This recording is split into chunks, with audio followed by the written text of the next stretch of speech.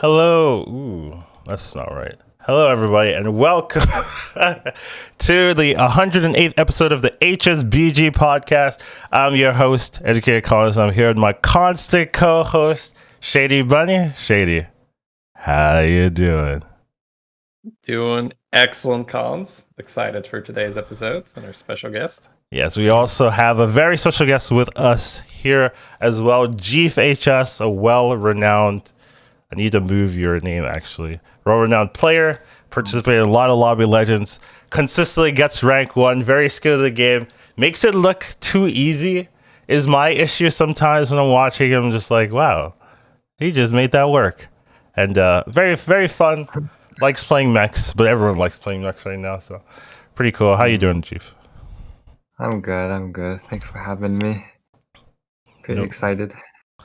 No problem. We do have a decent amount to talk about. There is no patch this week, but we do have just good game discussions. And I think the quest meta has been going on for quite a long time, so I think a lot of people has their own opinions about how to play a quest meta, what they like to play with, what archetypes they like to run, and I do think we can have a pretty good discussion here. We usually talk about our weeks generally, how it's been. How's your week been, Shady and Jeef? You go first, Jeef. I would say I'm actually doing pretty good outside of BGs. I've been hanging out more with people. I saw you were with Lee very recently, yeah, so that was pretty fun. I visited Lee's place twice, I think. We got boba, worked out together. It's pretty nice. Is it grueling though working out? You're like, oh my god, this sucks. Okay, it was only grueling because I hadn't done it in a while, right. and every time you don't do it and you get back, it's it's over.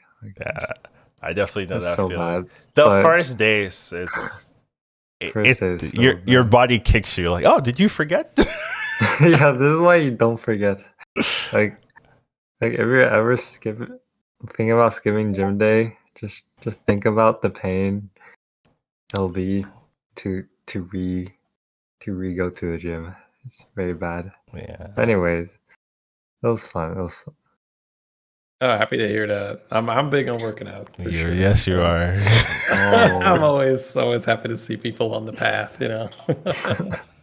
I'm pretty bad at it. So if you any gym advice, I'll gladly take. Yeah, man. I mean, we can do that off the podcast, or we can do it on the podcast. Maybe a little bit. Oh shit! We just turned into a gym. Yeah, we're now gym bro. Podcast. I mean, a lot of advice translates to a lot of other things, like just being consistent, and just maybe having a semi schedule so that you can say, okay, I do this after I do this, or so could just help you, and that can translate into a lot of other things in life as well. So it's something to do. Yep, for sure. The main thing is just you're not going to do it if you don't like it, right? So try to first get to a point where you're actually going to do it because you know yourself better than other people do. Yeah, go ahead, Collins. Fill it with games, you do a rep and then you play a game. Oh man, I in terms of my week for the game, I've been a little bit up and down. I had this really big up and then big down and then big up. I feel like I've gone from 13 to 12 to 14, so it's been a bit all over the place. So some days I feel like I got it all figured out and everything's lining up, and then other days I'm like, ugh, how does this game work again? So if only just for pure selfish interest, it's fun to have Jeef on. Just ask some questions, see hey, how do you deal with this? How do you do that? Any decision making stuff. That's fair. I'm looking forward to that. Yeah, and we do want to talk about the Lobby Legends, right? So the system has been a little bit different for this year, but I would say that it gets the more qualified players, I would say on average, since you have to do it for multiple months, and it's a pretty grueling process. So you can't casually get to the spot where Jeef did, where you're competing in the final tournaments. And I just wanted to kind of talk about what was your experience playing in it, participating, and just being part of that event. I actually was extremely close to not making it. Like I was on the Nah, cutoff. you weren't that close. You made it. No, I was like the I points cutoff for right, Lottery Legend right. qualifying, and that's because one of the month I was still in school, Mm, and like I just that was also the month of MMR reset. right. So like of course the highest ranking people during MMR reset are just gonna be the people who play a bunch. Hmm. Because you don't have that much time to play. You only have like 2 weeks. Yeah. So it's like I couldn't play because I was in school. Hmm. So I just skipped a month. I was top 100. I barely got top 100. I was actually exactly top 100 one month. Like exactly number 100. And I remember I did a 24-hour stream, and that's why. Oh. I did a 24-hour stream to get number 100 in terms of points. And that gave me like one qualifying point for Lottery Legends. That And was the one point you needed, so it's that was fine. the one point that mattered straight up. Like if I didn't get top 100, if I didn't pull a 24-hour stream to get top 100, I would not have made Lottery Legends actually. It was exactly rank 100 too. Like honestly, like I mean the system's fine. I just got a bit unlucky, but somehow it worked out. And yeah. All right, that's pretty cool. I was wondering, the the games themselves, right? Because it is two groups of people. You have to win Yeah. through the first one, make top four, then get into the final lobby. I was wondering, if those games were different, if it felt different, or did you practice beforehand? You know, played with some other players and stuff. Yeah, the game itself, I was a bit more prepared for. Mm. Wait, you guys both watch like all the games, right? Like on stream. Not on So stream, but I watched yeah, the majority. yeah, we're familiar. Yeah. The first day, I had a rough start. I think I got fourth and sixth the first two games, just kind of outside my control, but that's how it goes sometimes.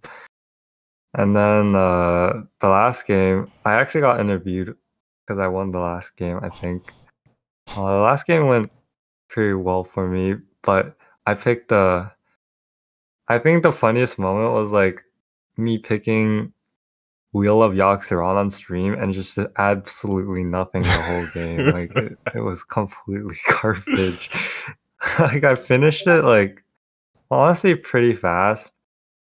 Like the best thing it did was give me a gold minion shop so I can discover a 6-drop. Other than that, pretty sure it like kind of griefs me the whole game. And then like wheel after wheel on stream, people just see like the most useless wheels.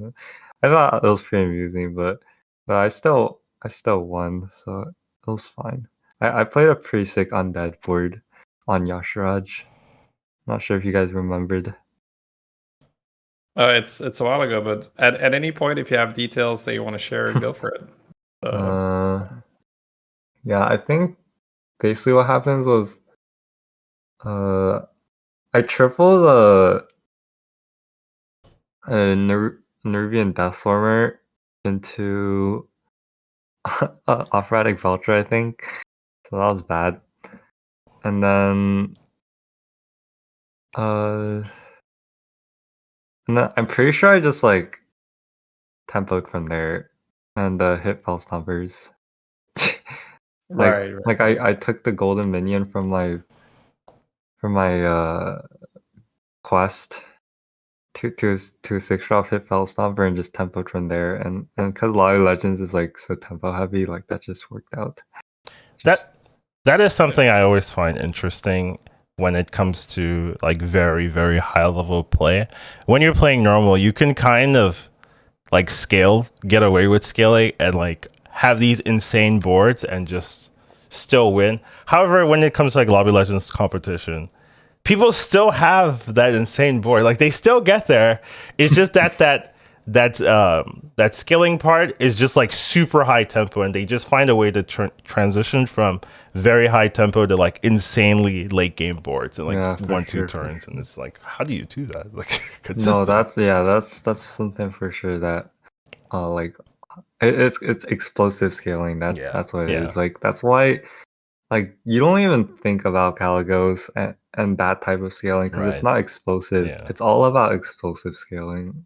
I think if you're ever gonna go for scaling, for sure. That's actually a very interesting concept that I don't think people talk about at all. Like the types of scaling and how one can be like significantly better in like more competitive environments compared to others. Like yeah, we always talk about, oh yeah, Caligos, can be fine if you get like double Cali and then you scale. But in a traditional sense, it's the type of card that you get and then your scaling is like what, plus 5 plus 10, 10, 5, 10, 15, 20. Where if you like maybe like when Hogger was in, right, like double Hogger, right, you're at plus 2, next turn you're plus 30. The turn after you're 100. It's very explosive, and like once it pops off you just get insane value. And I don't know if people are like looking at archetypes, looking at boards, and like characterizing it into that type of scaling. Like, oh, this is a very explosive scaling. Maybe I need it for this game. Or like, oh, I got double Cali early. It's quick enough. Maybe we'll just like scale and like cash in. And then like maybe your opponent is playing an explosive scaling comp. You're like, oh, maybe I need something else because, oh yeah, I have double Cali, but I'm not going to beat, a double Hogger player or Murlocs. I don't know. What else is explosive? I think the main thing is like good players tend to like understand that if they play weak board they're just gonna die. Yeah. And so the only like if we're ever gonna scale, we're gonna make sure we'll set up for the pivot, but we're gonna make sure we're not like weak. So Yeah. like we're gonna hold Brand and Wraith in our hand until we know we can get stronger by playing them. Right. Because like in ladder you can kind of get away with just like playing the Brand when you find it, and then like having a whatever board for 2 or 3 turns and still win. Yeah. But like in Live Legends you can't get away with that. Like you have to play a strong board, and then maybe you pop off with Brand a turn later because of it, but that's like completely okay. It also bothers me like how resilient people in Lobby Legends are. Oh They yeah, don't sure. die. You're like, okay, it's been like 12 turns. Someone's gotta be weak. Yeah, we're also just better at not dying. It's a given. Like we will buy a Leroy in turn 8 for sure. Like in a mech lobby, snap God, pick. don't Best encourage card in that the game. behavior. Fuck scaling. Just buy that. Shady's like, yeah, tell me more. Actually, how I got 7th with the best DTC board of all time. Like, literally had an 80-80 cleave in hand, 60-60 in no troop, 100-100 deflecto, got 7th. Like it was a tragedy. Damn. And that's just getting Leroy. Right. It was like it's so sad how in normal games are guaranteed first. Yeah. Like guaranteed, not even close. There's a lot of legends of 6.5. So when you experience that like really, really high level play and then you go back to ladder, do you try to preserve as much of that as possible and say, if I play that well and I'm that strong, I'll probably still go first? Or do you go back a little bit more to, I'll greed a bit harder just because it might increase my chance of getting first? No, honestly, like my ladder play probably is negatively affecting my Live Legends play. So like me being good at ladder is not really a good thing for playing one Live Legends, because I watch people like Collins. You probably like Collins. I think you're a pretty good Live Legends player. But you probably played with like Yonsei and stuff, right? Like they are actually insane. Like Yonsei in particular is like way too good at tournaments.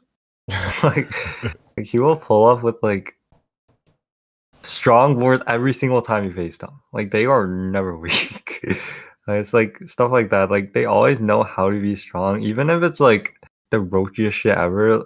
Like they will see lines that you don't see and become strong. Like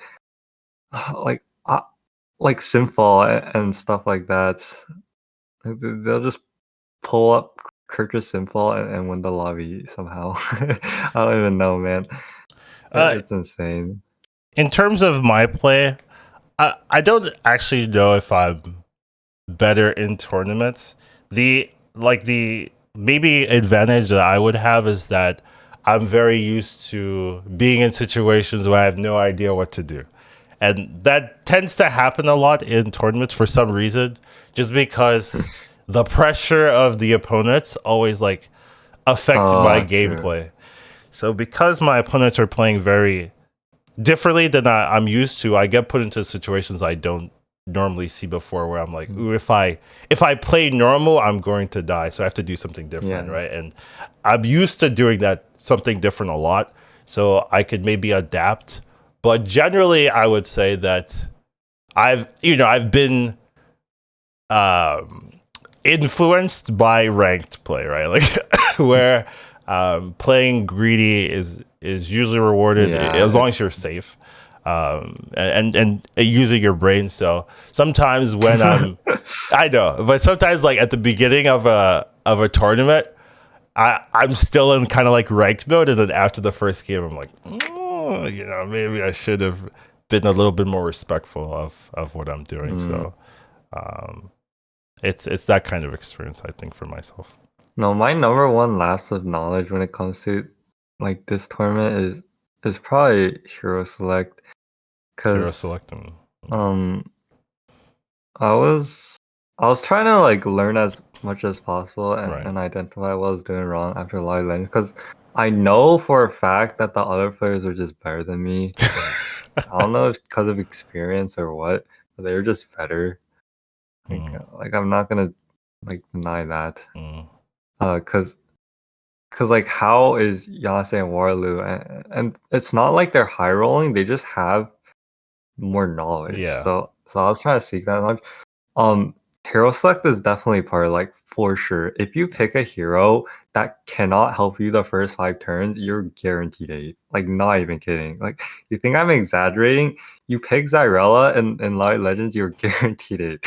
You pick I don't even know what, like heroes that just don't help you the first 5 turns.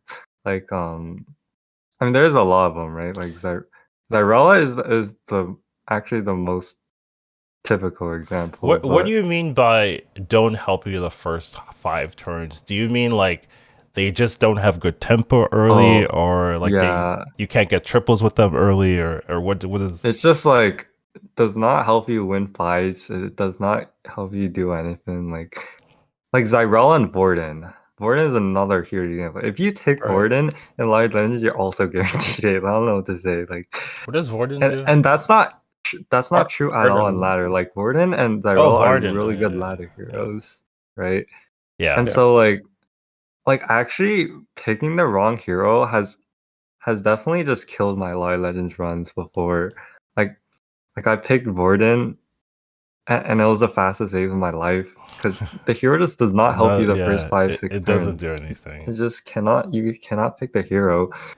Uh, and actually, found out Zyrella's a bad tournament hero as I was like studying the VOD of a Chinese streamer. Hmm. They they mentioned something like, yeah, I knew Zyrella is a bad tournament pick. You usually just avoid it. Like stuff like Yogg is fine, because That's right. Yogg, like the That's right. difference between Yogg and Zyrella is that just a little bit of extra tempo actually like saves games.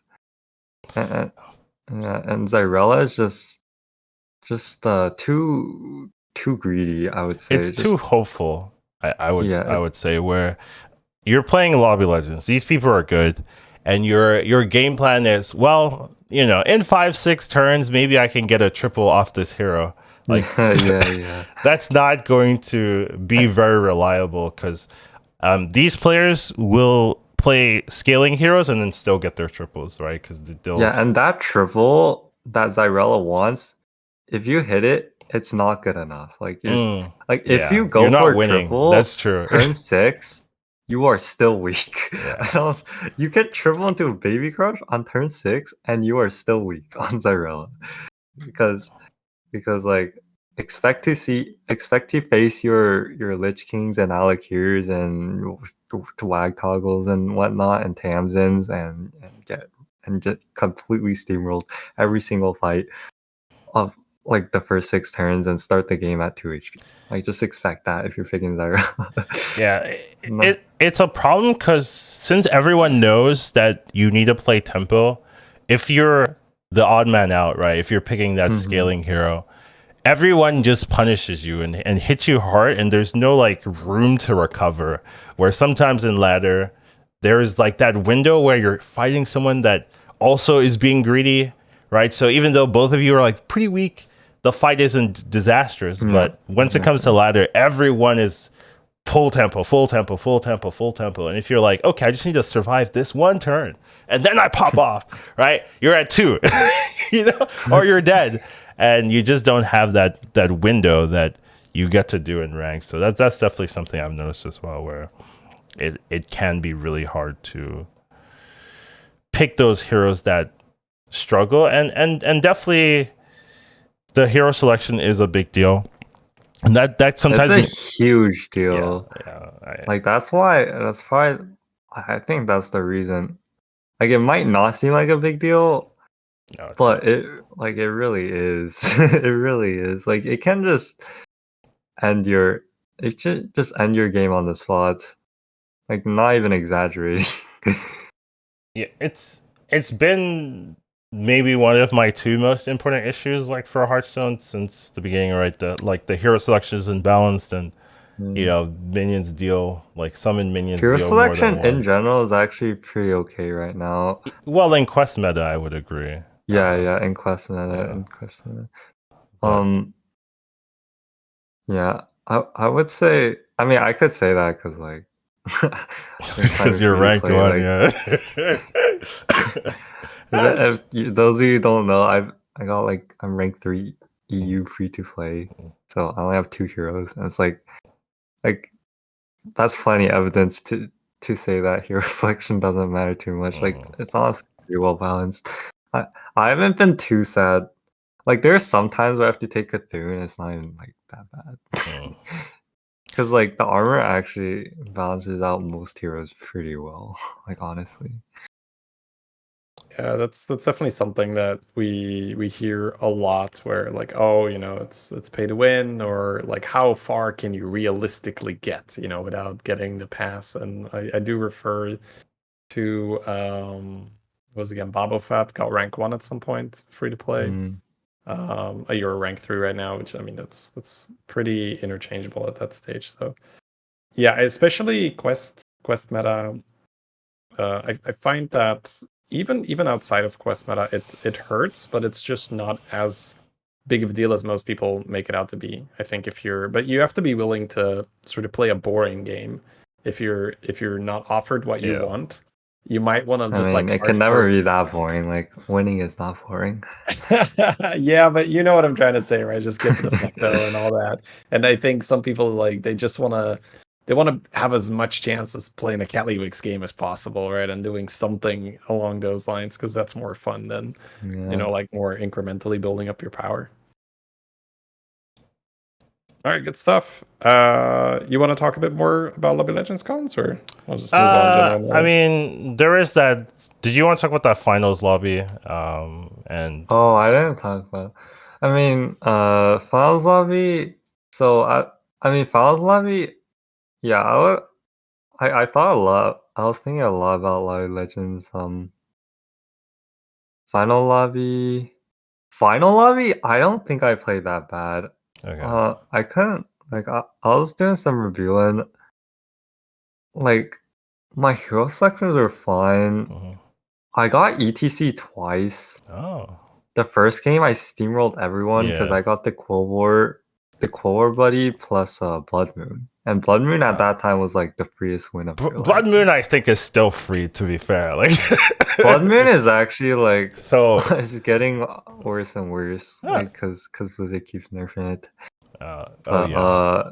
Before it was the freest win of your life. So even on ETC, it was pretty reasonable complete, and I completed it, and I got the Quiver Buddy. And even though I never hit Charlie or Block, I still won the game, thankfully, because you like honestly the strength ceiling is lower than ladder, in Live Legends, but it makes sense. Yeah.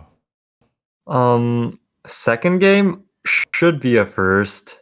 I kid you not, I hit a Sneeze Buddy with like that gives like +30/+30 to hand. Like just Oh. so basically what I did was I had a golden Scarfin already. Right. Turn 8 I had a golden Scarfin because I think I golden it from Sneeze Buddy or Nazoth Buddy or something. Okay. So I had a golden Scarfin on turn 8 already. And then I got a Sneeze Buddy. Okay. And then I found the Battle Cry Dragon, and I procced the Sneeze Buddy, which gave me another Scarfin proc. It was actually an insane game. Like turn 8, I had like +30/+30 to hand. Wait, what happened? What went wrong? Yeah, no, I was at 22 HP as well. I was pretty healthy. So I buffed like a Wargear, a Deflecto, a Nora Troop. I was buffing pretty good units every turn. And I don't know, I just took 22 one fight that I was not supposed to. Like it was the worst fight ever. Like I think I was supposed to lose, but taking 22 was just ridiculous. Right. And then I took exact lethal 4 damage. I took not 4 damage on like turn 12 exactly though. 4 damage on turn 12. Wait, how someone that's just stayed on tier 3 or Yeah, what? I lost to a tier 3 Sinfall Kurtrus. It was so depressing. And it was like a 17% lethal as well. But I had an 80/80 cleave in hand. I had a 100/100 Deflecto, Belcher, Scarfin, you name it. Like the Sneeze Buddy still. The Sneeze Buddy was even a reset for my Deflecto. Like it was a really good board. Just went 6.5 on turn 12. So the Kurtrus great. is just buffing Deflectobots like crazy. Like I was and, buffing like, and I had Titus relatively early too, so I was buffing literally like 80/80 a turn, man. No, but the thing is, I had no quest that game. That was the only problem. Like all my quests were terrible, so I had no quest. So the quest that I ended up taking was Tiny Henchman. The Tiny Henchman kept buffing the Scarf and the Sneeze Buddy, and sometimes it would not die. So honestly, like if I had no quest that game, I probably would have done better. Yeah. That's such a So sad that was just the question. most soul crushing game I've ever played, and honestly, I just kind of tanked after that. Like imagine playing that game where you just take 22 for no reason and then exact lethal for 4 damage with like an insane setup for 6.5. Like how can you not be demotivated, right? Or demoralized? Yeah, But anytime. like Wild Legends is not forgiving, like No, at all. it's So, it's so unforgiving. Yeah, I mean, on ladder, you're a lot less vulnerable to that because you're just a lot better than the average player in your lobby. So you can get away with getting unlucky. But if you're fighting people that are as good or better than you, and then they get lucky, it's like it's a super. You can't beat that, right? No one's better than you. No one. But I will admit, like they were really insane. Like I don't think ever in my life I could pull off a tier 3 simple Kurtrus win. Like I would not think of it. So the fact that he like did it is already a symbol of huge strength. Yeah. Like a tier 3 in a lobby of like pretty strong boards, including mine. Like he pulled off the win with his tier 3 simple Kurtrus strat. So like that's really impressive. Like out of just pure selfish interest here. So the strategy was it literally just the only 3 drops for deflectobots, and then he just keeps like you didn't see it right, but I'm assuming he keeps Yeah, copying his 3 word drops. was this was his word. His word was deflecto, and he kept duplicating accordotrons from his hero power, I think, and menaces and stuff. He gets a shit ton of gold, and then he And gets then keep rolling. Yeah, okay. yeah, he never level 2/4 pretty much. And his board was deflecto, selfless, harvest golem. Not even kidding. And I lost to it. Right. No, I It mean was that crazy. makes a ton of sense since the magnetic change, right? Because every time he plays an Post Accordatron, it goes back quarter. into It goes pool. back in the pool. Yeah. So he just stays on Yeah. 3. He keeps copying Accordatrons. Like he doesn't run out, and like soon he's starting turns with 20 gold, and then he buys even more Accordatron. That's insane. He can just keep It's But yeah, crazy. Shady's like, thinking. write that down. Write that Yeah, down. write that down. But the fact that you can he could do that in a live Legends environment, I mean, of course he was strong every fight, Right. But that's like the type of stuff Knowledge, that's yeah. why they're better. That's Yeah. the type of stuff is the reason why they're better. It's Not because they high roll or whatever. It's just that consistency right there. Like they can just see the symbol and just immediately see the line. It's crazy. It could be as well that's, depending on how much credit we give to preparation, that they really do go over a lot of permutations where they think, okay, well, this magnetic change happened. Is there anything insane we can do? Hey, what if we just never go past 3? What quests work with that? Oh, Sinfall, we can do this, we can do that. It's obviously possible that it's completely on the fly, which is extremely impressive. I mean, but a preparation would also be impressive, right? Like people really taking the time to work on that. Yeah. Yanase also pulls up with 2 map top 2s. Like just 2 pretty easy top 2 with Map in the Unknown. That's when before people even considered it a real quest. He just goes up to Live Legends. Honestly, the AP meta just might be different. I mean, yeah. So Map in the Unknown might be a bit more popular there. But yeah, man really just shows up, picks Map twice, and gets top 2 both times. Damn. That's the type of stuff is the reason why they're better. And honestly, Map of the Unknown, I've been playing a bit more. Obviously I don't want to take it because it's boring. because it's not that good. And, It's boring. If I can go for the win, I'll just go for a win. Obvious, I can give that strategy to a toddler and they'd probably get second with it.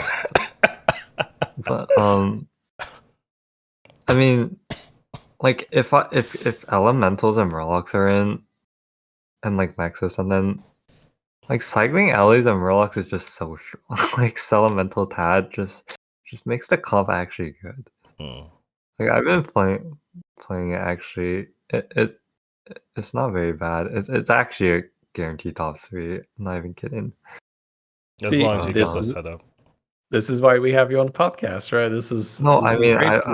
I don't want to encourage people to take it because the most brain dead strategy in the game.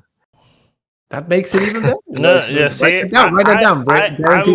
I'm with Jeef here, right? Shady's like, let's tell them all the brain dead strategies so that they can beat us in the game. So I'm like, Shady, why are you doing that? What's the thought process here? I'm actually trying to help our listeners gain MMR call. It's crazy, right? What a crazy thought. What do you do? Yeah, my perspective on the quest is I'll pick it if picking the other 2 if my other 2 quests are 5.0 average quests, I'll just pick the map. But if I see an out to win the game, I'll just take that out. Yeah, there's a lot of quests that can get you top 4. But can never, rarely can get you the win, right? And those quests maybe are undervalued. I'd say it's kind of like that Daryl criteria, right? Where Daryl used to be a hero where when it comes to high MMR, at least for ranked, no one's picking it. But in tournaments, it's actually pretty good. But when it comes to high MMR, no one's picking it because you can't win with it. And if you're not winning, you don't really feel like it was a good use of your time, right? If you don't have even the opportunity, right? But it is true when it comes to tournaments, right? Daryl jumps up in a priority because like getting top 2 is like really strong in tournaments. So it's kind of like that same aspect, but for quests where there's just some quests where you can't win, but you can get top 2, and that's really strong in a lot of circumstances when you don't have another game plan at that point in the game. Yeah. All right. Well, so yeah, go ahead, Jeef. Go ahead. Oh, I was gonna say like that's pretty much all for Live Legends Day 2. I think all I have to say. Overall, I was pretty fine with my play up until that ETC game completely tilted me into oblivion. I could see that. Anytime something like that happens, I always try to change scenery or like try to reset in some way. Like basically the next game I will not look the same. Like maybe I'll like change the lighting, maybe I'll go outside and walk, maybe I'll eat something. I went to wash my face for sure. Yeah, like you gotta change something. You can't just be sitting there, because one thing about Lobby Legends that I noticed, especially if you have a bad game, is you get 8th and then you just have to sit there. You just have to sit there until everyone else wins, and you're just like thinking about the game you just played and how you messed up here, you messed up there. You're just kind of fighting yourself, and the next game rolls around and you're just like in a pit of despair. It's not the right mindset to continue doing well. So it can very easily become like a snowball where your first game's bad, maybe you can shake it off in your next game, but you're still kind of like in there, and then you have another poor game or you mess up in the poor game, even if you don't play bad, but you're just focused on that mistake that you made, and you're not recovering while everyone else, right, they're not doing that. They're like, oh, we just got top 2. Okay, we just got to do that again. They're chilling, they're grinding, they're having the good time, while you're like, oh my god, I can't believe I misplayed that last turn in the last game. Like you're still, you're not going to be able to recover. Oh my god, I can't believe I didn't play around Ton and Leroy, even though like you literally could not have known. Like yeah, exactly, stuff like that. Shit like that. It was like, oh my god, if I just play around Ton and Leroy, I'm just guaranteed easy first. Yeah. So it's just something I've noticed, like over participating in a lot of tournaments, that you just have to find a way to get out of that. Whether doing something different or just being able to meditate and find a different way. So that is something I've noticed too. I think the easiest way to deal with that is to, like you said, you're fighting yourself, right? To just do something physical to pull you out of your head, where it's really hard to think your way out of tilt. It's almost I mean, maybe if you're really, really experienced, but just purely thinking your way out of tilt is tough. Yeah, I don't think I was that affected by tilt. I was definitely tilted, but I'm used to being tilted, so I'm born in the tilted. I was raised. Also, like it was check formats, so like it was very much unwinnable from that spot to ways. Like for pure and check. I actually think doesn't check. I think the opposite. It's check format. I can always win. I have a chance. I just gotta go first every game. If you're at 12 points for pure and check, like it's pretty unwinnable. Yeah, that's not how I think. Unless you like super pop off, but you need the momentum going for sure. Yeah. One thing I would say, like after Lobby Legends, I was like actually every single time I play Lobby Legends, I get really unmotivated to play ladder for a bit, because you just realize that like the quality of play is so much higher. Yeah. And then you're like looking at ladder and you're facing like the guy with the most win trade board on turn 6. It's like, why am I getting away with this? It's like, that's Shady's experience right there. Like you play in Lobby Legends, like you're scared for your life. And then you face your ladder, turn 4, turn 6, no triples, playing patchwork. Like it's just, I was like, his board is gonna be trash. Let's just say. So this is a question I posed earlier, right? Just to come back to that, when you then go back to your ladder session after, let's say you do get motivated again, right? You're saying let's get rank one on Europe. Do you actively just try to not play like it's Lobby Legends and just really try to take advantage as much as you can of the boards that are weaker than they should be? I mean, that's just part of the game. Yeah, you have to, Shady. Yeah, so that's I agree. Yeah, well, I'm just checking if like it could Yeah. also be a thought process of No, there's I'm not gonna definitely do stuff that. you can learn from Live Legends, but in terms of like what heroes are suddenly viable again, like you just gotta take that into account. Like you can't just play Live Legends and then come back and like, okay, I'm never picking Zyrella again. I'm never picking Varden Right. again. Like those are still good heroes. They're good heroes because you should be under the assumption that you can get away with more. Yeah, I mean that makes a lot of sense, of course. I've been telling Shady, thank you. Can't live in the Lobby Legends experience, like sometimes you just have to assume your opponent suck, like yeah, you just gotta... it is what it is. But that's part of the reason why I got so demotivated for a bit. It's just, yeah, you just know that you shouldn't be getting away with it with a certain line. Yeah. Like in no world in Live Legends are you gonna win the game if you discover a 6-drop on turn 7 now. It's not possible. Hey, let's not say that. Yeah, Collins has definitely done some You stuff. discover a 6-drop, you're Very at 2 just, HP. Like you discover like Tethys, you're at 2 HP. It was it was a different meta when I was doing it was that. Baroff as well, right? Baroff. So he went hard. So something that I was thinking about is it's possible as well that those really strong tournament players, they just do a lot more prep in private lobbies. Yeah, They do. I know that for a fact. And I think that's where our scene, might lag behind a little bit. So that'd be a fun thing, for whoever out there wants it's to hard though. Like, yeah, it's hard to Collins, we actually did that. Yeah, I know we did do that, but it is. You need someone that needs to like whip everyone in shape, and the culture is definitely different, compared to over there, where you can really just get like a group format where it's like, okay, we're all on a team, and every week we're going to play this at this time. You all better be there. I'm gonna be mad at you, like you. Whereas here it's like, oh, come please if you can, hopefully we have enough people. Oh, we don't. We're missing one. You gotta call everyone, see if there's someone wanting to do it. No one wants to do it. It's like anyone 12K that wants to play. Like it's way. It's a lot harder to get a group of people that especially when it's like streamers and stuff and they have their own things going on. It's like, oh, I don't want to do this week, and it's like they'll tell you that they're not coming. It's like, oh, we're expecting all these people to be here. Oh, half of them showed up, like, or it's like, well, now none of us can play, because we need a full team.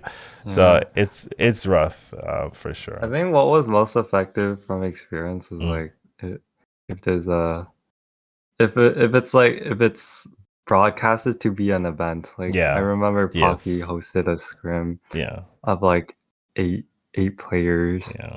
And it's just like it was like an event. It wasn't like a scrim. It was like $300 prize pool. Yeah. I was like Poppy was casting. I joined that one. I got time. I got time. Okay. But yeah, like that's when people get motivated. But like if it's just like a regular old scrim, like people have that's true. There's like everyone's a streamer. Like don't really necessarily want to dedicate time to it. There needs to be some payoff, right? Like, because if it is a regular scrim, people don't even play that serious.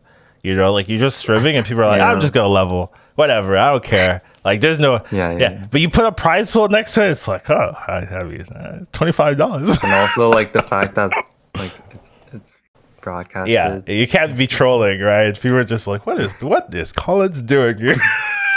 It's like, oh, I kind of need to win now. Like, So that But yeah, I think the Japanese people definitely take it more seriously. yeah, for And sure. I mean, I also take it seriously, but Right. I can't say the same for my peers. I mean, it's a lot easier to learn new strategies when you have other people learning with you. Like, me and Shady, right? We've been doing this for a long time. And I definitely say, like, there is definitely some strategies, some skill sets, some compositions that I wouldn't know if I didn't talk with Shady on a regular basis like we do. And I'm sure I've, imparted some knowledge as well where there's like, oh, yeah, these things make sense now. Not that I'm going to do them all or make it part of my like fundamental game plan, but now I have this more options, more choice, and that's definitely something I think that always separates players generally. Just having more knowledge in what to do in more scenarios, just being able, because you give a good player the optimal scenario, they always win, right? Like, any player, you give them the optimal scenario, 4-6 elementals, and a triple, another triple, good quest, like, yeah, I always pilot that to a victory. But it's those scenarios when you're playing tournaments and it's multiple matches and you're not always going to get the best hero, you're not always going to get the best quest, you're not always going to get the best rolls in your shop. What can you still do to pull out, a top 4, top 2? And it's those scenarios where it's like, oh, turn 3, mechs are in, I'm playing Kurtrus. Okay, I know what to do. Where a lot of players are like, turn 3, no quest, playing Kurtrus. Did they even pick Kurtrus, right? And is another thing. Did they even pick Kurtrus? Did they get Kurtrus? Do they know what to do? I wouldn't have known personally. Like, oh yeah, I'll just copy a Quartertron's infinite gold, stay on 3 forever. Like, that's not me. That's not how I play the game. So it's just that knowledge. And when you have someone else or a group of people playing, right? Anytime you find a strat like that, you just tell your group and the whole group gets stronger. But then when you play together, because everyone's stronger, you also have to get better to even catch up to them as well. Like, if everyone's always knowing what to do, you're going to start losing consistently, right? Until you figure out the difference. And maybe your way of leveling is to be higher tempo than them, so be faster. Then maybe that will cause a ripple in how they play over time, right? Because instead of you being 8th, now you're kicking people out, and they're like, ooh, maybe my skills, I need to be faster and stuff like that. And definitely that does happen in AP, where it just tends to be faster than in the other regions, just because I see. if you're dying a lot playing greedy and everyone else is not doing that, right, you just get faster. And as people just continuously getting faster, it comes to a point where you need a baseline level of speed to be able to compete.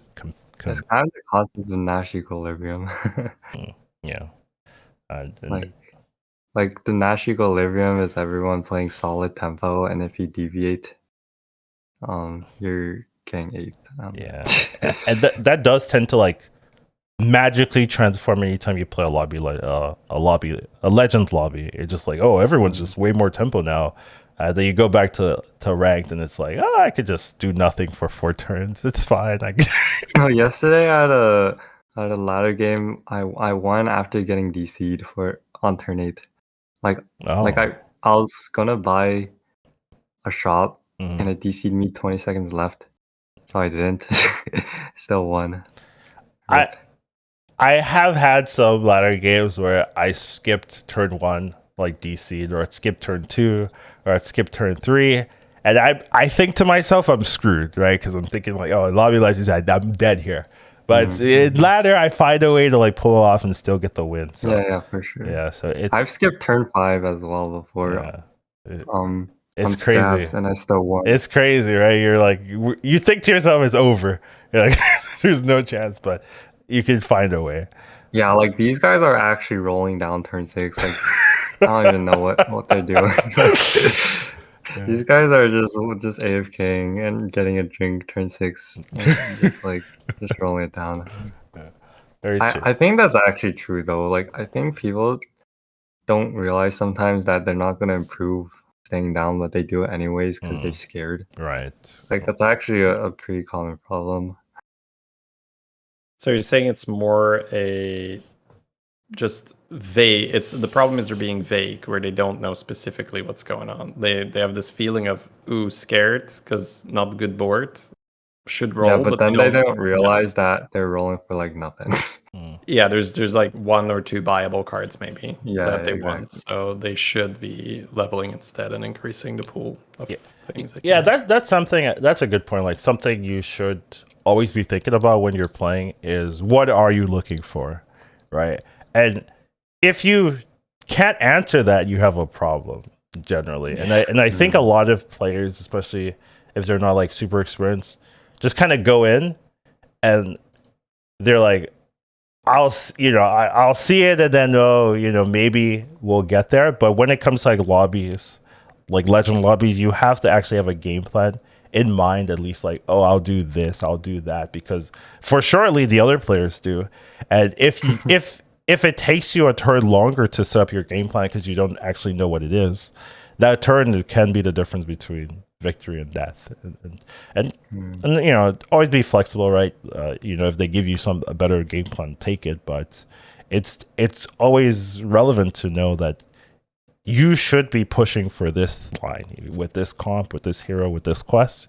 You should have that in the back of your mind so that you at least have something to guide you, to kind of guide your decisions and know where you're going to end up. Nope, that makes a lot of sense. Thanks. Appreciate that shit. I'd like to maybe connect this to Jeef's meta video. Right. Where, we're talking about knowing what to hit, right? Jeef recently reviewed the different types that are currently available. So maybe you just want to take it from demons there, were the best, right? I think that's what you said. Something like that. Write that down. All right. I said yeah. demons are maybe unplayable. Oh, that's not what I got from it. Okay. maybe at 3K you can get away with playing demons. Thank you. Finally, something for us. I do get that question a lot. Like, hey, why don't you like demons? Or why don't I never see you playing demons? Like, why is that? And that's a good answer here. Yeah, I made a tribe tier list in that video, and also mentioned the three best quests in the current metagame. Yeah, you can just type up like tribe tier list YouTube, like Hearthstone Battlegrounds or something. It'll probably pop up. But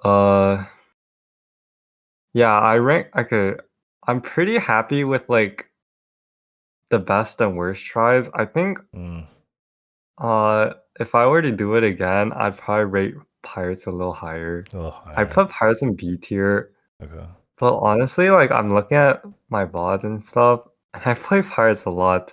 But it's also like one of those tribes where it's like, explosive. If you put it in the wrong hands, yeah, it's an explosive. Like tribe. You're rolling over in dead. If you put in the wrong hand, and they're like single Tethys, nothing else. Yeah. Like you can see how it's a bad tribe. Yeah. But or like single record smuggler, nothing else, just forcing pirates. Like you can't really play pirates with a single record smuggler, but like that's what a lot of people do. So like I think for the general population, like pirates is fine to be in, like not that good. But like for higher mark people where they know whether to play pirates or not,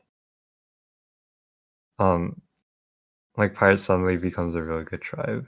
Because we're not always going pirates. Like I see a record smuggler and I'm in no way committed pirates. You know what I'm talking about? Yeah. Like you triple into a record smuggler, you low to 5, use the econ, and then you can play like a variety of things, But I think if you just go to 6 from that spot, play Tethys, a lot of times you're just getting like forcing Tethys. Right. Like you can't really force Tethys.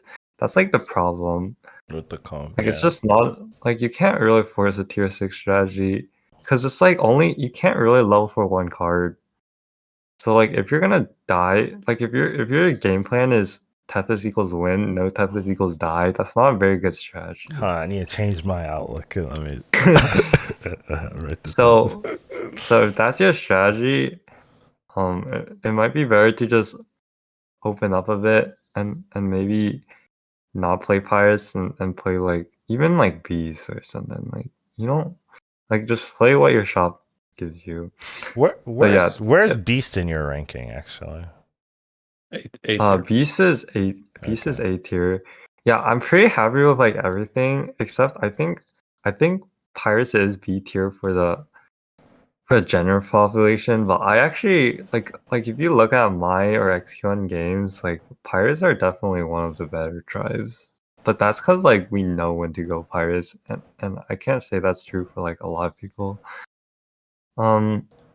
Yeah, so Beast, pretty happy with Fellstomper comp, pretty happy with like base skill banana comp. Like overall, really solid. No.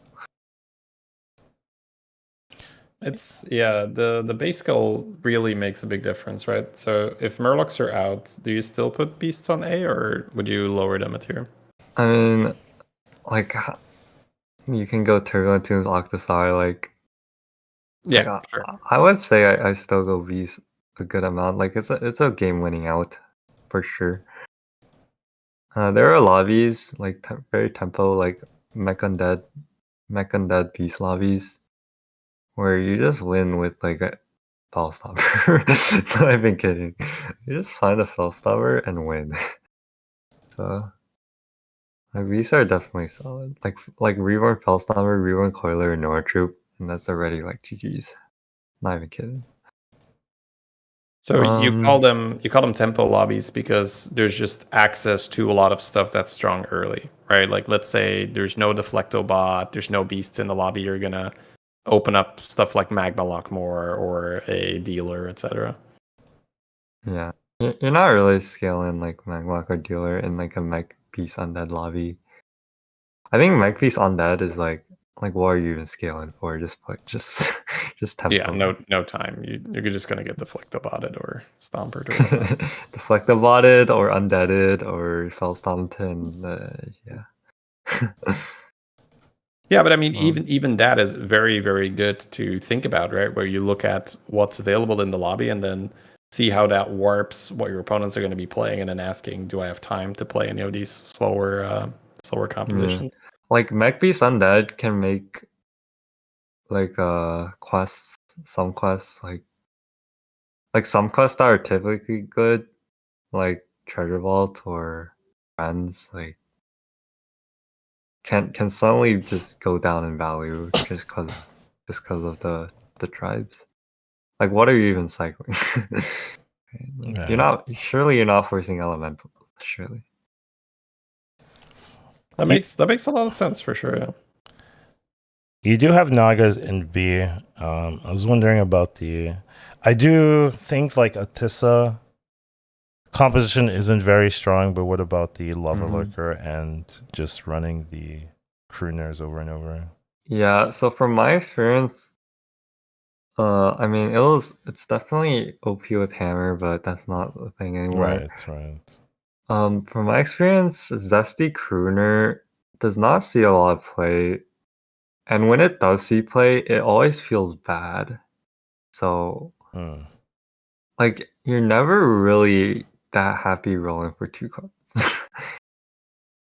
like you roll and it doesn't feel all that consistent.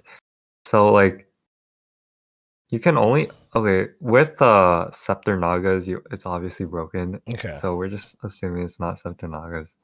Like if you're just playing a normal hero like Cookie or something, like you somehow have Deep Blue Zesty on turn 7, which is like pretty typical for Deep Blue Zesty. Right.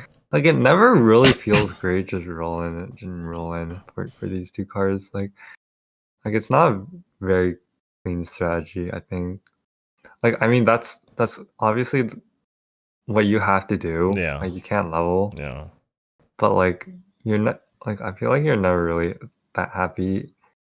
Like I mean, sometimes you're summoning like 3, 500 lava lurkers, and sometimes you get Divine Shield on them as well. So I mean, Yeah, but that's only with a quest that works for it, and there's not that many. Like it used to be Hammer, now Hammer's right, gone. So right, now it's actually only like Scepter Nagas. right. Even I see Friends what you're Nagas saying. isn't even good enough. Mm. So like that 500 Lava Looker, you're not hitting that anymore without Yeah, Golden Hammer. yeah. I see what you're saying. Okay, that's fair. That's super So fair. honestly, like if I redo, Nagas might just be F with demons. Wait, I also put dragons. Yeah, dragons are trash too. Like Nagas are honestly not very good. But it's very, very strong in pretty niche scenarios, I would say. Like if you're Okay, Janice, it's pretty strong. If you're Conch, like sure, like right, but all of these scenarios are pretty niche. right. It's not something to raise the tier or say like, oh yeah, like A tier Naga is always good in a Like lot of Foul scenarios. Stomper Coiler, like you're doing that quite Every often. time, Like yeah. Double Tethys, you're doing that quite often. Right. Zesty Crooner, I would not say like you're not doing this strategy. Like maybe once a week. Maybe once a week. I do it more than once a week. I had it. Do you once get the- first more than once a week? Huh. I would say so. I mean, but that could just be a me thing, right? Like, you know what I mean? Like maybe it's not consistent like for other people, you know. The one thing Is I it have consistent for you? noticed, I'm curious. um like I can't see, and I was using, hammers and stuff like that. I don't know if I've tried it. I've used Scepter. Okay, Scepter's Hammer also is is really good as well, so I yeah, agree with that. Scepter is Yeah. undeniably broken. And then having a good hero for it is also makes it work, right? But I'm trying to think of like scenarios where I have nothing going for me, and those ones struggle for sure. So Yeah, I see what that's you're also saying. what I'm talking about. And another thing I have noticed is like it is still weak to just having like if Murlocs are in. I think that also makes it really bad because Murlocs just will have a way to deal with your huge stats regardless of how big it is. So that's another thing. Like it has to be a no Murloc lobby. And even then, right, people still can play Leroy's and Mantids if that is their whole game plan, or they know that's your game plan, right? They can still find a way to have a good chance against it. So I do think if you got nothing going for it and Murlocs are also in, then it's probably not reliable. But I'm not playing that when in those scenarios, right? Like I'm looking like our Murlocs in, okay, like maybe we're not doing that. Kind of stuff. So I could see that. So, Chief, you mentioned that you had sort of that, hey, I look at my quests. Are the quests a little bit too slow given what's in the lobby? Do you have any other little, checks you do when you look at the types in the lobby? Like, what's essentially going through your head? Like, I guess most of the time when you have a look at the types. On Hero Select, there are a couple of combinations that Our stand out Murlocs to in me. check. Our Quivers in No, check. it's actually not. Yeah, Clovers is one of them. So, I mean, so the most important one I would say is Mech Boar. Okay. Mech Boar works your Hero Select a lot.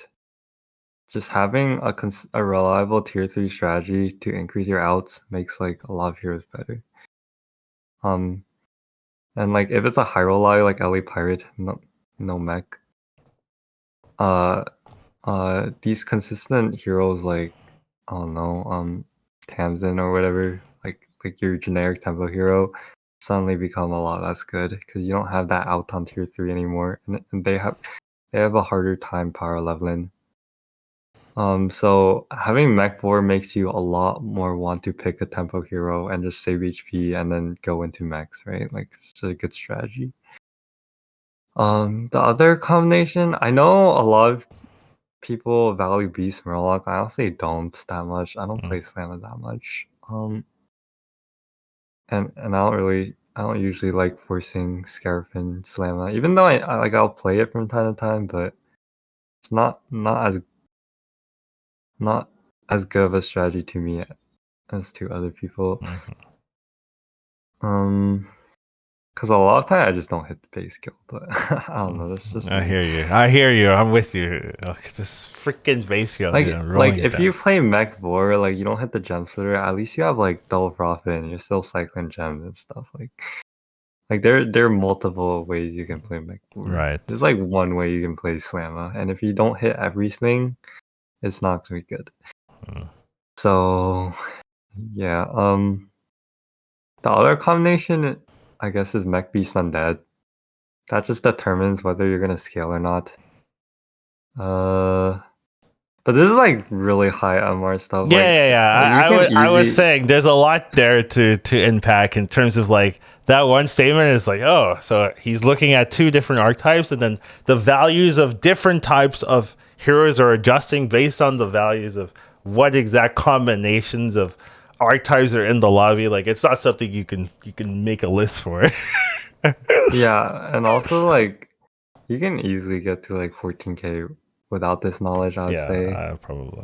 And whatever. I don't even have a hero on my free to play account, Right. and it's like still fine. Right. But like in general, it's good. It's like good to keep in mind, I guess. Mech Beast Undead almost always is going to be a tempo lobby, so just a lot of times you don't even have to worry. Like, I mean, you should worry about scaling, but honestly, the most important thing in like that sort of tempo lobby is just getting to 6. Like don't like your curve is usually low to 5. Your curve is usually low to 5 on turn 8, low to 6 on turn 9, and you should just pick a hero that can do that without dying. Like I would say like I don't know, just your playstyle should allow you to get to 6. Early, okay. Yeah. Like any hero can make it work. Just like, but if you can't get to 6 in that type of lobby, I mean, I guess it's either play max or get to 6. I guess you don't always have to get to 6, but Right. Yeah. Especially if the usually board's you're red, playing like right? token shit, and if you're playing token shit, like you need to get to 6. You need for the full sure. stomper and stuff like that. Yeah, not only false stomper, like if your board is like Risen Rider Xylobones, like you really need even like Sister Eternal Summoner, like you need all of that. Right. Or, There's a lot like of good stuff on Octosari. 6. Yeah. Right. Yeah, So- and oftentimes, like once again, like I said before, people just be too scared to go to 6 there. But it's not like it's not the fact that it's like scared to low to 6. It's just you're not rolling for anything on 5. Like your win conditions are in 6, so that's the thing. So by rolling on 5, you're doing nothing. It's like you're throwing gold. Yeah, away. like so okay, you may you're as well at 16 level. HP. You're facing Mr. ETC doing 15 damage to everyone. Like it's not it. Like I feel like rolling on 5 is just delaying the inevitable. Like you're just giving yourself a worse chance to. Okay, first of all, you should not be at 16 HP if you played it right. Let's say you're at like. First of all, HP. you messed up. You know.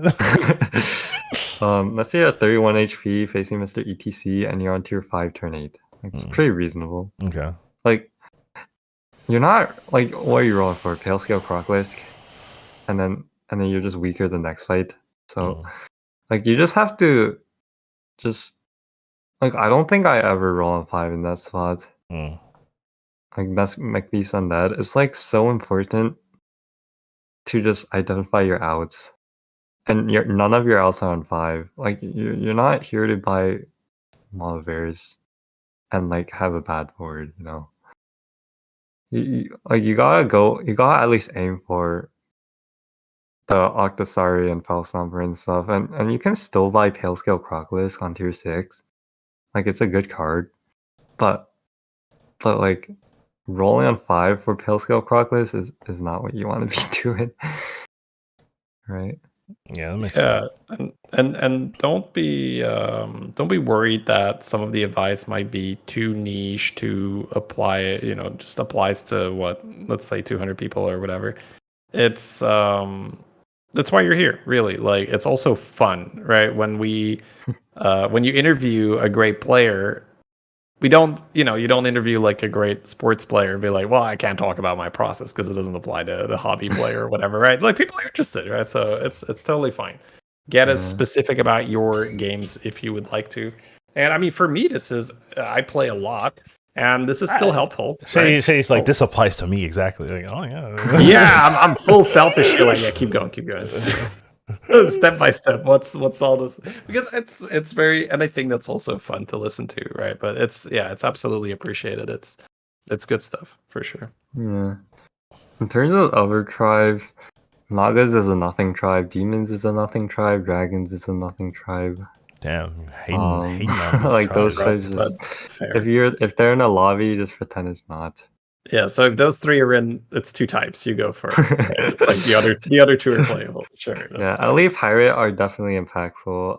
Oh wait, LA Pirate is a huge combination. For if it's the LA Pirates are in, that means it's an econ lobby. Yeah, and then the value of the value of like hidden treasure vault and stuff go up a lot. I guess Dragon can go in the category of like kind of econ, but like it's more of like an assist as to like you're not like looking for dragons to play dragons. You're looking for dragons for like good assist cards like the trigger. Like all the 5-drop dragons are really helpful for your strategy usually. Not for playing dragons, just for like good battle cries. Yeah, good econ on 5. Good econ is good. Yeah, so LA Pirate makes Galix and Millhouse and heroes like that like from literally unplayable if they're not into like probably the best hero in the game if they're in, which is pretty insane. But that's like that's actually really huge. That combination, like that combination has been huge since like the start of time. Honestly, like Wraith and like Gambler and Peggy and like Rekisaga and stuff. Yeah, Elemental are so important. It's all about adding outs to these heroes. Like the more outs you have on these heroes, the better they get. And if you pick Galix and your only out is like, I don't know, it is the Naga, fucking Dream Counter Primal Fin, like you're probably losing. I don't know what to say. Like Wraith is no longer an out. Bran is not really an out because elementals aren't in. Like I don't even know. Yeah, like, you're just giving yourself. Wraith, honestly, like this elemental tribe is just carried by Wraith. Like Wraith is probably the most broken card in the game. Like all the APM strategies is enabled by this card. Like think about a time where you played APM and you didn't have a Wraith. Like it's pretty much impossible. Like, you need this card. Like at least like you don't need to keep it, but you need it to get going. Like that, this card enables APM comps. Like it's like playing APM comp with a Wraith and without a Wraith is like like night and day. It's so insane. I play a lot of I don't play a lot of APM actually. That's the thing. I don't play a lot of APM, and I'm like, I never get to play Wraith. And I'm like, maybe that's the problem. Like maybe that's where the issues lie. Like a lot of higher mark players will buy Wraith just for the opportunity because it gives the out. And then you're like, once in a while chatter will be like, yo, these high mark players, they force elementals too much. No, we're not forcing elementals. We're giving us the option to play elementals by buying one card. And that's like giving us the option to win the game. If you hit a Bran or Gusty, sounds good to me. So I actually talked about it a little bit on stream today, where that's, at least in my opinion, right, that's just a very good risk-reward ratio, where I think that the most people have this idea where if you want a big payoff, you need to take a huge risk. And like that's not necessarily true. And in Battlegrounds, it's the same thing where you can take relatively small bets that have a huge payoff if they do hit. And I suppose this is one of them where you take the Wraith. Yeah, and buying Wraith is one of them. It's like -2 gold, worst case, whatever. Maybe I play one element. It's not even minus gold most of the time. Like yeah. You can always make it work. Worst case, right? Absolute worst case. But yeah, most of the time you're gonna break even.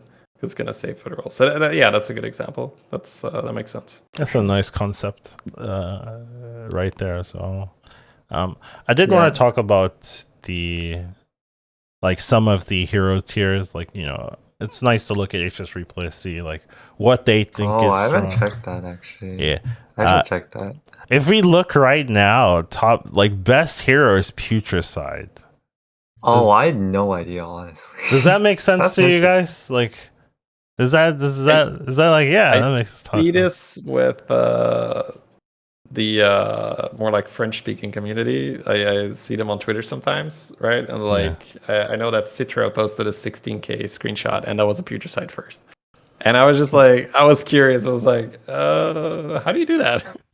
Because I don't. Yeah, I think he had more armor, right? And then he got nerfed, but apparently it's still doing really well. So there's got to be something, right? There's got to be something that they're doing where it makes a whole lot of sense.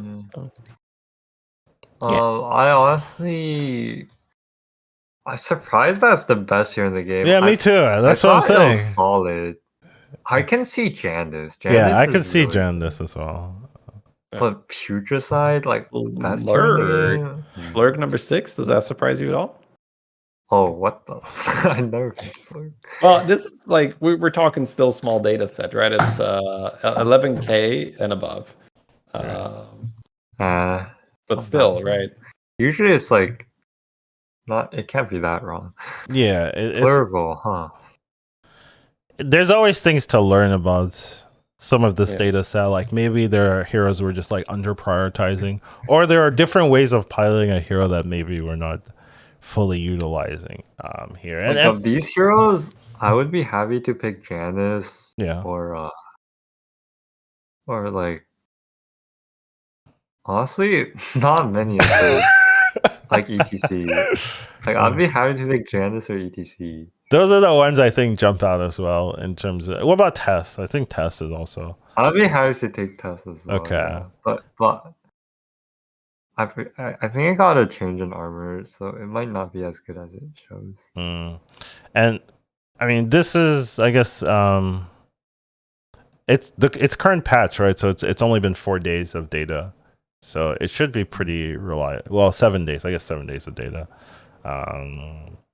But a lot of these as well have low pick rates, which usually means that the people that are playing them are pretty confident in these particular heroes, or they're playing them in specific lobbies is probably more likely. Yeah. Where it's okay, Malagos in this lobby with double econ or whatever makes sense, or Patchwork, Demons in, or something. I don't know what people do Patchwork in the other area or so. George, of course, has those lobbies where it just makes sense to play. Sky Captain Crab, I'm not really a big fan of. Grable, of course, Beast Undead, yeah, okay, I hear you. Dude, George, of these heroes, I would say if I didn't look at these stats, I'd put George and Gravo in and Flurgle in bottom 50%. Okay, Gravo is good. I do. I've been convinced by Shady. Actually, the Gravo is actually just a good hero. But I do agree. It is interesting data points. Some of these heroes, how high they are. But I do think the pick rate and in specific lobbies makes a lot of difference in whether they make sense to play. So I wouldn't say, oh yeah, George, just always play George. No, it's our mechs, Quillboar's in essentially. Can you do something right? Because 20% pick rate is pretty low. I think for a strong hero, it has to be that the minion types really dictate whether you pick it or not. Yeah, George really just doesn't want to see tokens.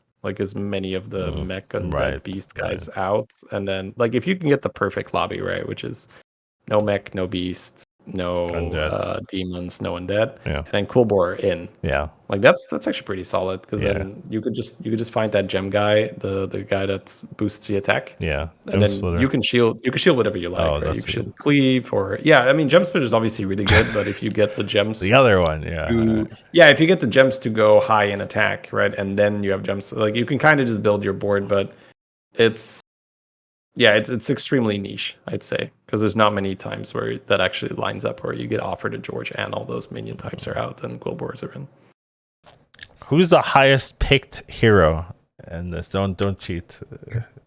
Oh, I already Oh, checked just that. gas? Yeah. For ETC. ETC is number 2, so Very I will good. take that. But no, there's one higher. I mean, It makes it sense, can't be kind of. Panda because Panda's not that good. Panda's Panda's actually number 3. 4th. Yeah. So. Oh, I have number 3 here. Okay, that's weird. Yeah, Panda has 66. Yeah. Oh, mine says 64. Interesting.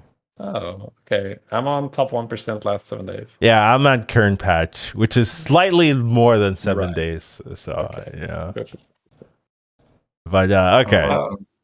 Yeah, something I did want to touch on as well. Jeef, we have to ask, right? What is your curve you do the most these days?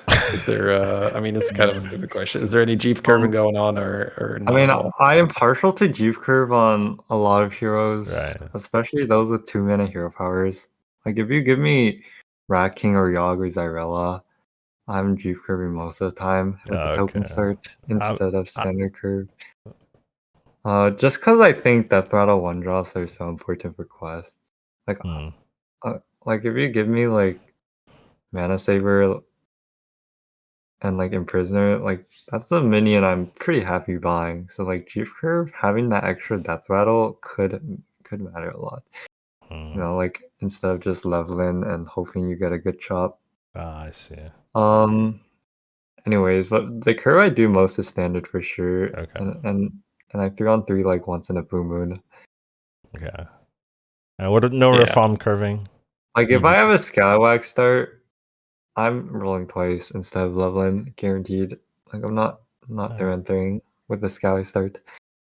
I'll 3-on-3 with a mistake start and a bad shot. Okay. Alright. Mistakes are always causing problem. So if yeah, go ahead. So with the pirate, are you not playing it on 1? You're just holding it and then playing it on 2. Oh, Busker? Yeah, Busker you hold, right? Okay. Unless you're a 2-mana hero power. Then you can do it, yeah, okay. Yeah, if you're like Scabs or so, right? You can set up that way. But also a lot of hero decision is actually whether like sometimes you pick a hero based on whether Econ's in the lobby or not. Yeah. Like token, I mean. Right. Because the value of racking and scabs goes up way more if there are no tokens, actually. Which might seem weird, scabs being better without token, but it's true. Because honestly, like not having a good 5-gold turn can make or break heroes for sure. Like you having a better 5-gold turn than other heroes, it can make a huge difference for sure. So you're saying you go normal curve on that hero, and you just hero power on 5 on turn 3. Yeah, if you don't hit token. If you don't hit token start. And it's pretty good still. Yeah. But like even like Guff or something, like I can see how Guff is better than Warden in those types of lobbies with like no tokens. Because just having a bad turn 5 can honestly just lose you the game. Because you need more minions for quests anyways. Like for most quests. So something that would exacerbate that is like Mech Quillen and then like very low economy, and then you're like, you know what, let's just Guff. Let's just not take the damage. Let's just get ready. Let's slam this quest and then, pick some Mech Quills. Like Guff will never have a bad turn 5. I mean, do I keep saying turn 5? I mean 5 gold. Yeah, we know. 5 gold turn. I do that too. Buy a thing. Shady is familiar with this. I translate that in my head already. Yeah, when Collins is like, yeah, then I bought the Ghost Collider and I did the thing. It's like, yep, I know what minion he's talking about. Yeah. Like I said, I'm never going 3-on-3. Like I actually mean like it's not in my vocabulary. And so if you give me Scally start and I have to roll twice, I mean, rolling twice is better than leveling. Don't get me wrong, but if I have to roll twice, like I'm not very happy at all. So like in order to avoid that situation, you should I like to pick heroes that have a guaranteed 5-gold play. Okay. Right. That makes a lot of sense. Yeah. Like Zarella, like right when we come back to honestly, like Zarella. Like in ladder, yeah. It's allowed. That was actually a pretty good hero on ladder. Yeah, that makes sense. Yeah, I've heard that it's important for the 5 gold turn that you can do something. Holmes there. is probably one of the best heroes without econ though. Like, Yeah. Holmes is a Holmes beast. is really good. My win rate on Marlock Holmes is really good. I love that hero right now. It just makes a lot of sense. Like, hey, I get an extra gold and the other guys don't. So it seems Well, you have to get the guess right, so that's where I struggle.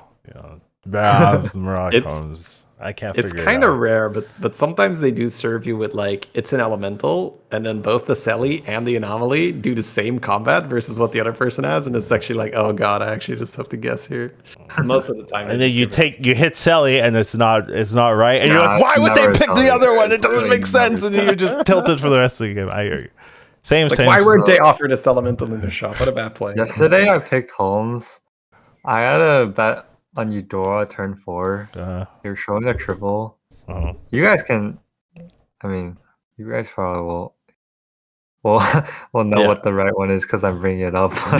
It was like Golden Rockpool Hunter or normal Swamp Trigger, and the guy was showing Murlocs too. To be fair, he was showing a triple. He was showing a triple. No, I lied. It was Golden Rockpool Hunter or Mistake. Yeah. That was the bet. Yeah. And he was showing Murlocs too. With a triple. With a triple. Yeah, with the triple. And we clicked on Mistake and it was wrong, huh? Wait. I lied again. It was not that. It was Golden Swamp Striker and Mistake. That was the bet. Oh. That's even... I'd say Golden Rockpool feels like it can happen a bit easier than Golden Swamp Striker. Yeah, Golden Swamp Striker. Weird, yeah, I mean, it'd be easier as well if you could see what people's quest requirement is. Because, sometimes, like, I'm playing Brucon, and I take the Death Rattle one, and then my opponent has, like, kill minions, and I'm like, oh, come on, man. I wouldn't have given him that if I knew. So, yeah, if there was a way to see that, that'd be interesting. They don't have the technology. The idea behind that bet is, like, so he's showing Murlocs too. So if he has a mistake, that means he has mistake and one another Murloc, and nothing else, right? Yeah. So because he's showing a triple, and he probably triple into something, or maybe he's holding. I don't know. I see the issue, right? Because of mistake, it's hard for it to be two. Otherwise, he's playing nothing. Yeah. Exactly. So let's say he's mistake. And he tripled into a 3-drop. Like, it'd have to be a neutral 3-drop. Yeah. And he'd have to have tripled a Rockpool Hunt. Wait. And he'd have to triple a Rockpool Hunter into it, right? Yeah. Because it can't be Golden Swamp Striker. Like, you have to triple a Rockpool Hunter with a mistake on board. True. And that into a neutral minion. Like, that's the exact scenario for it to be mistake, right? Yeah. So I picked Golden Swamp Striker, but his board ended up being Golden Rockpool, Mistake, and a Menace on it. A Menace on it? So I used all the logic. I'm like, there's like a very small world where Mistake is the right one here.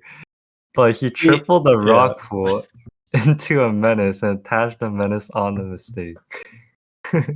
That's so funny to me because that's where your big brain beats you because I'm going like, hey, this one isn't golden. It's more likely to be on his board. Bam, click the mistake. And I'm like, easy bet, right? Yeah. No, but fun. I mean, that was great deduction though. I mean, that's one of those things where you did the work and it made so much sense, right? It made so much sense. I have the same issue in Snap where I'm like, okay, they need to play here. This is the only way they can win. They have to play here. So I'm going to play here. And then they're just like, I'm just going to play there. And I'm just like, why? You can't win that way. It's like, you only lose if you play that. But since they did that, now they beat me. And I'm just like, all right, I just got to play dumb. First level knowledge. That's all I need. So it's just like, over time, I'm just like, all right, just be dumb. It's like the way to go. It's fine. That's because we were introduced to like human elements, and they're not always like high. thinking about it, they're just like maybe chilling and stuff like that. Where sometimes you just gotta be like, all right, what's the normal play? All right, let's just do that. You have to show me that you're better than this. All right, sounds good. Let's see. Is there anything else, Chief, that you just feel like you think about a lot about let's say you're playing stuff that comes up a lot, habits, like anything you want to share? Like if not, no worries, but throwing it out there if there's just anything on your mind. Dude, I feel like I already leaked all the knowledge to be a good player. You gave a Yeah, lot. everything so else it's is just like appreciated. how, like, not even kidding. Everything else is just how good are you at solving puzzles? Because Yeah, this game is just a bunch of puzzles threaded Mm. together, right. and if you can't solve the puzzles, you're never going to be good. That's just facts. Sorry. Right. And I'm like sorry part if you wanted to get good without good microplay. well, I mean, they can Bust work out on the it, right? board They can work on games. they can work on the Yeah, puzzle I solving mean, for puzzle is sure. definitely something you can work on, but Yeah. it's not neglectable. Yeah, you can't cheese your Like way. having the knowledge, knowing what to do at every spot helps, but without good micromanagement, you're not like probably the best thing you can do is 10K, I think. And then, I think a lot of people would be very happy with that, by the way. But so to put that in practice, then let's say an example of the puzzle solving is what's the way to spend my gold here that I'm winning this round, saving my health, and then you just see the shop, you see, okay, I have 4 gold left, 5 gold left here, I roll 1 time, then here I have to buy, etc. Those Like kind of things. knowing Yeah. how many rolls, like that should be second nature when you play this game. Like, I just know how many rolls I have until I have to buy a minion. Mm. Like I'm never rolling too much. Rolling too much. I mean, sometimes I am. Like I forget the busker gold or something stupid like that. Yeah. And it's like, okay, like have you guys ever like assumed you have 7 gold on 7 gold turn and Yes. just been wrong? Yeah, And it's like, wait, I have a gold here. I've done that so many times on Gallywix where I'm just like, chat's like, you're floating a gold. I was like, oh, yeah, you're right. I'm not supposed to have an extra gold here. Or you have an Accordatron or something weird. You're like, I just roll and Oh say yeah, it's Corotron. I have a Corotron messing me up so much. yeah. I'm glad I'm not the only one. That's great. Yeah. It's just, one game I was just like, I have a ton of gold, and I looked. I was like, I started with 26 because I had a Corotron just with beatboxers, and right. just had so many. I was like, when did this happen? I was, like a Corotron you're getting for free sometimes. You're not really noticing like how much it's stacking. And I was just like, oh, I have 26 gold here. Like, okay, let's just let me roll it down. Let me level. Yeah, it makes sense now. That kind of thing. So yeah, there's definitely a lot more in gold manipulation. I think also as people have gotten better, and also with quests, right, as well. It's just very easy to have more gold than you're expecting. So don't think that's like a gold manipulation is very important concept. But there's also like really like you like it's not only that, it's also creativity. Like there are things that you've never seen before that you have to think of. Like that's just the truth. Like there are things like you'll get a quest and like a certain combination of like quest and minion that you've never seen before, and you just have to like think that it works. Like countless games, this has happened. If you don't see it, you're letting opportunities slide by, right? Yeah. So like a good example was like the first time I saw kidnap stack magnetics being used. Like there were probably so many times before that where I just skipped that interaction. I'm not sure. Do you guys even know that interaction? Yeah, you have boxers, you throw all the magnetics on one, and then you pick the big magnetic up at the end, and then the boxers basically double dip. Yeah, get all the. Yeah. So like I honestly wasn't exposed to that strategy until pretty recently, and like I could not imagine how many times I skipped that synergy. Like you'll take a triple, you have kidnap sack, and that's not even a thought that crosses your mind, right? Like that's the fact that the thought doesn't cross my mind, it Yeah. is inherently like A big deal. Yeah. like throwing away an opportunity, like a huge opportunity. And like, not to say I'm perfect. Like everyone will not, like no one will be good at it. There but, like, there are things we don't even know, like as a community, that we yeah, can do. exactly. Like as a community, Yeah. like map it is still like trash according to the community. Like the Yeah. fact that it's not even like a viable strategy in most people's eyes, like that's like also, but I guess that's like kind of macro.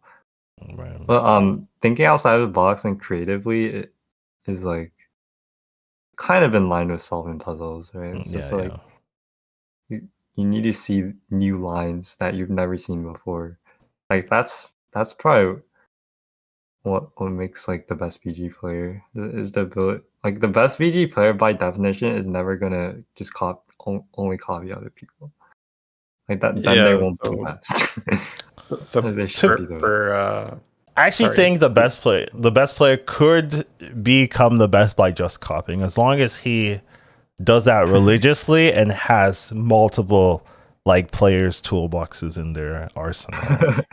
Yeah, and then you just like you have Waterloo and you have Jeef and you have Shady Bunny. Like, damn, okay, alright, never losing. Just It's very go up kind of with you to put me everyone up and there, not. Collins. But Yeah, just go up with everyone and take the best line every time. Yeah, but it Dude, is. that would be sick.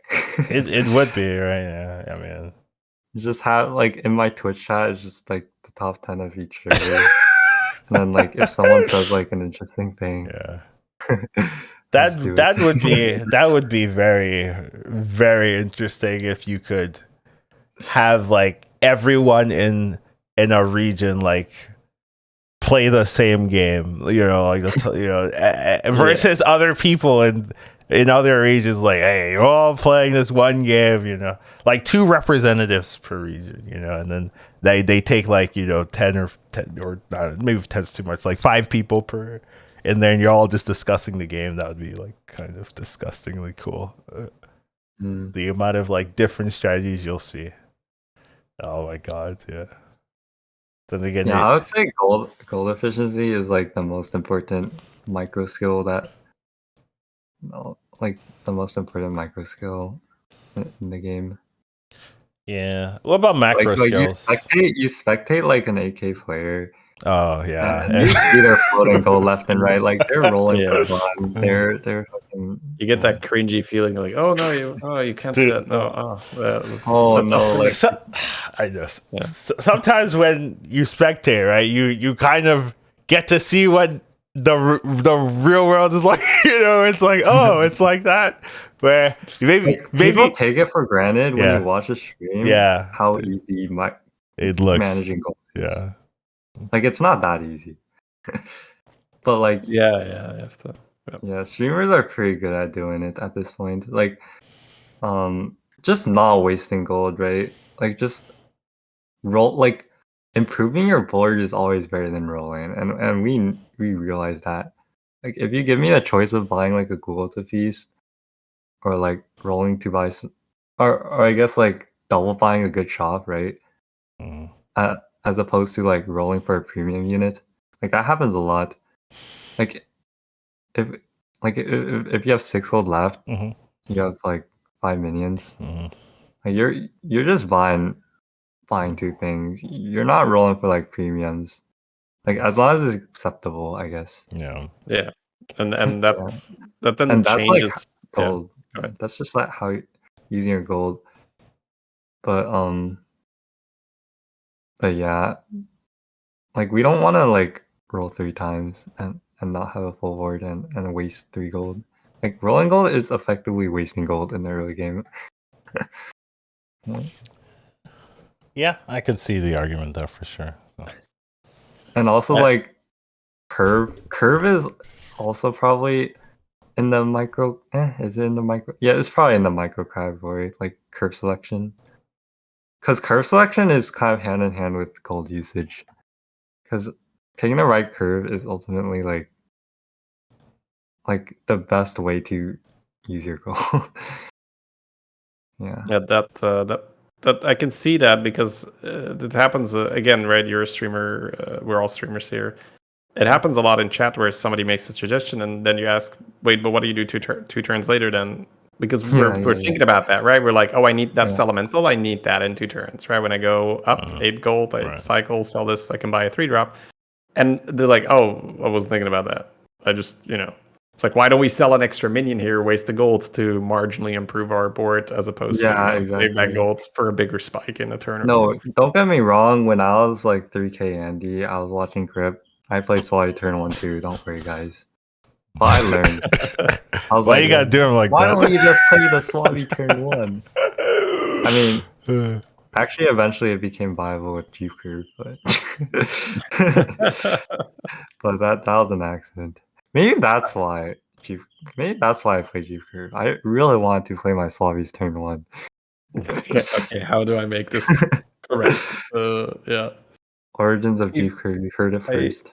I have one more question when it comes to gameplay. Maybe a little bit, into the nitty gritty, and at any, reply the way you like to, right? You don't have to go in depth. But when I am thinking about my quest experience, I feel like I'm constantly balancing that idea of, okay, I just gotta take a completable quest, right? I just don't do the dumb thing, don't take the 10 pirate thing when there's 0 pirates in the shop, even though the quest is clearly, really good when you pop it, versus that feeling that I'm just going a little bit too defensive the whole time and never really give myself a chance to win. And especially when you get up a little higher, you start losing points for 4th, maybe just break even for 3rd. It feels really bad if you have too many of those. For 3rd all the time. Right. Yeah, you do. I'm talking about me. If I get a good lobby, I get points for 3rd. I was like, hey, let's go.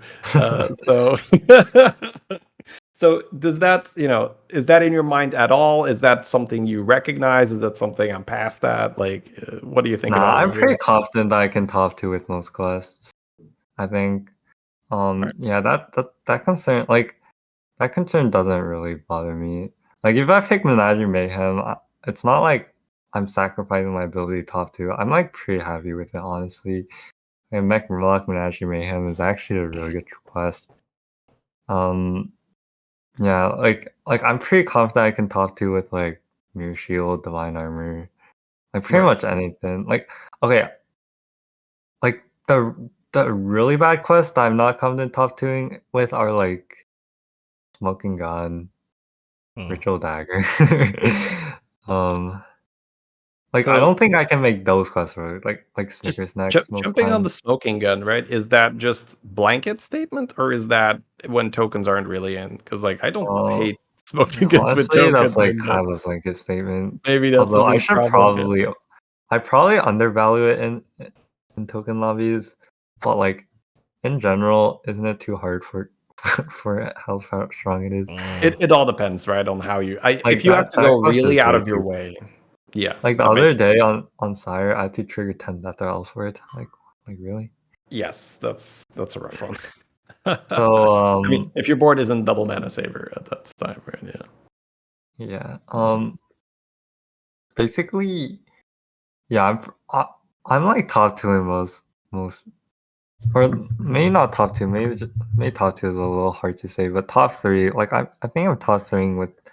I'm able to top 3 with most quests. Okay. Even Simple on the right lobby.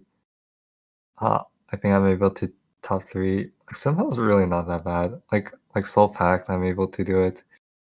I think it's just Smoking Gun, Snicker Snacks. Right. I like Snicker Snack as well, so I see where this is going. Where I like the wrong quest. Oh, Snicker Snacks is really bad. You never want to be in a spot where you're forcing a strategy. That's just how you Right. That's just how you just roll over and die. Sometimes you have to pick it because the only completable one, as you said. But I'd rather take a Tiny Henchman that's somewhat late than pick a Snicker Snacks, which is not guaranteed value. I never want to be in a spot where I don't know. I'm just not doing anything. Tiny Henchman, Sturdy Shard, Menagerie Mayhem, Cookbook, stuff like that. I'm always doing something. So it's never going to be that bad. If you take Snicker Snacks, there's no guarantee, and that's the issue. You might get nothing. That's fair. That's fair. So is it then? Of course, there's nuances to everything, right? Like we can't distill very high level play to do this, don't do that. Are you then really gravitating towards completability? Like you're really just looking at, okay, what can I dunk here? Just get it over with, and then just start playing the game.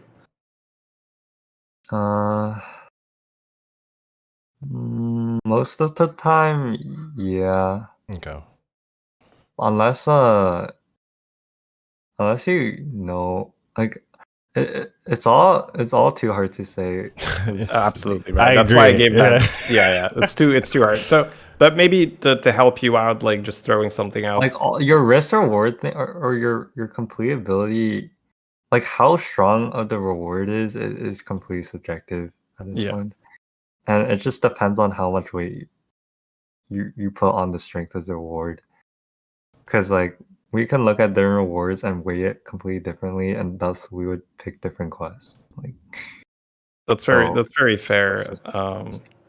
I suppose how strong you are, right? As well, like what can I get away with, right? Like because I don't want to put you in a spot where you say, yeah, I always dunk my quest, and then we see you taking a sinfall on stream, but like, yeah, but it's different. Like, but if you're in a spot where you say, there's probably a good chance that I complete this, right? Without dying, I'm going to be in a pretty good because not dying is not good enough, right? You have to have enough health or a good enough board that you can actually. Yeah, I think I think of it actually in terms of turn. Like I estimate how the amount of I usually do a pretty good job estimating how like the turn that I'll complete all of these quests. So if you're like so we're turning the completability requirement into a linear like what turn will I complete it, which is easier to think about that way. So like if you give me a turn 5 Simple on Jandis versus a turn 8 Fort Mask, honestly, like it might be pretty close. But yeah, it's just like easier to think about it if you have a pretty good idea of what turn it'll finish by. Yeah. Okay. Awesome. No, I mean that was amazing, Jeef. Like really, it was really cool to get into the weeds and really think about how to pilot this meta. So this was super useful. Yeah. Is that it? How long has the podcast been going? Like an hour and a half, hour maybe. 45. Yeah, something like that. Shit. Oh, yeah. It goes fast. It goes fast. Yeah, yeah. All right, sounds good. I mean, if you have anything else you want to talk about, go for it. Right? It's not like we're really on the clock, but just saying to be we've had a lot of knowledge. Yeah, it's been pretty long. Yeah, I think we're good. I have to go back to sleep, honestly. Okay. Yeah. Well, especially before we go, feel free to do any kind of plugs, right? Let us know where the listeners can find you on YouTube, Twitch, etc. Honestly, the best thing you guys can do, I don't even care if you watch my Twitch. You guys should watch my guides though. On YouTube, okay. I put time into them. Yeah, I feel that, dude. It's making YouTube content. It's just like some of them like you put your soul in it. Yeah, it's like that. Okay. No, I generally think I try to make it as helpful to you guys as possible. Like, recently I made a video on how to instantly win with Scepter of Guidance Elementals. Maybe you guys will find that useful. Like literally instantly win, full force strategy. This is part of the quest meta breakdown video, right? Or is a separate video as well? Video. That's a different. I made a video describing exactly how to play like the most meta comp in the game, which is Deflector Gem Splitter. Like mech board lobbies, like half the lobbies playing this comp, so you better know how to play it. Okay. So this, I guess, there is a very, very good return on investment here. Where let's see. Yeah, these videos like 2,000 views roughly, guys. So if you get here, this is the secret sauce, right? You get this, you get way more return out of this than your average. Let me just spend 20 minutes watching a stream. So do yourself a favor, watch these videos. Very high level breakdown of how to play the meta. Sounds fantastic. Great. All right. And that will be it for this podcast. Hope you guys enjoyed it. If you want to send us feedback, send us feedback at HSBG podcast. You can find us on YouTube, Twitter, Twitch. Check out the YouTube of Jeefs for sure. Some great stuff there. And you can find us at Educated Calls HS, Shady Bunny Live, Twitter. I guess it's not called Twitter anymore. Whatever. I don't care. Twitter's fine. I don't care. It's Twitter. I still call it Baron. That's fine. Yeah. You used to call it Twitter. Call it Baron. But I hope you guys enjoyed this special episode with a great friend, great guest, JeefHS, and we'll see you in the next one. Da-da-da-da-da-da.